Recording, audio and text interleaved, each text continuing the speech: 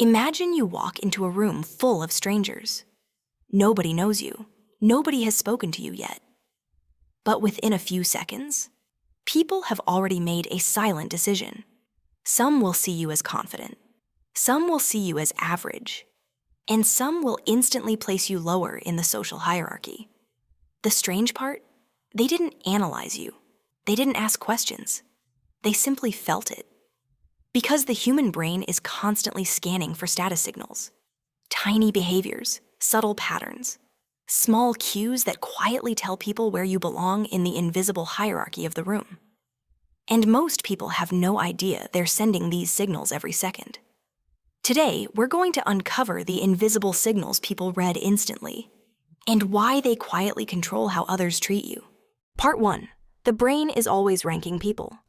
Humans are social creatures, and throughout history, survival depended on understanding who held power inside the group, who leads, who follows, who should be trusted, and who should be avoided.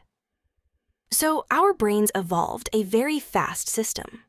The moment you meet someone, your brain starts ranking them, not with logic, but with instinct. This is why sometimes you instantly feel like someone is important, even if you don't know anything about them. Your brain is reacting to subtle status signals. Signals that say, this person is calm, this person is confident, this person doesn't seek approval. And strangely enough, the brain often interprets those signals as higher status. Part 2. The silence signal. One of the strongest status signals is silence. Most people think talking more makes them look confident, but psychology often shows the opposite. When someone constantly tries to prove themselves, others subconsciously sense neediness. But when someone speaks less and only talks when necessary, it creates a different perception. Their words feel more valuable. Their presence feels more controlled. And people naturally pay more attention. It's not about being quiet, it's about not chasing attention. And the human brain reads that as a signal of power. Part 3. The calmness signal. Another powerful status signal is emotional control. Think about this. When tension rises in a room, most people react. They get nervous. They talk faster. They become defensive. But sometimes there is one person who remains calm. They listen. They pause before speaking. They don't rush to prove themselves. And suddenly, everyone else starts watching them. Why? Because calmness under pressure is extremely rare. And the brain interprets that as competence and authority. This is why the most respected people in many groups are not the loudest. They are the ones who remain stable when everyone else reacts. Part 4. The attention signal. There is another invisible rule that shapes social hierarchy. Attention equals status. Look closely at any group conversation. You'll notice something interesting. When one person starts speaking, everyone turns toward them. People listen more carefully. Nobody interrupts.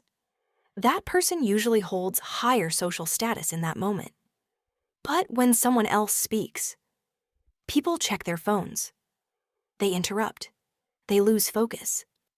This doesn't happen randomly. The group subconsciously decides whose attention matters most. And once that pattern forms, it becomes very hard to change. Part 5. The confidence illusion. Here's the most surprising part. Many status signals are not based on real power. They are based on perception. The brain often confuses confidence with competence. If someone speaks slowly, holds eye contact, and appears comfortable with silence, people assume they know what they're doing, even when they don't. And if someone is intelligent but constantly seeks approval, people may see them as lower status. This is the strange psychological shortcut our brains use. Confidence signals often override actual ability. So the next time you walk into a room, remember something. People are constantly reading signals, not your achievements, not your resume, but your behavior in the moment, your calmness, your presence, your need for approval, or your lack of it. And the people who quietly understand these signals often rise in the social hierarchy without ever asking for it. Because real status is rarely announced. It's felt.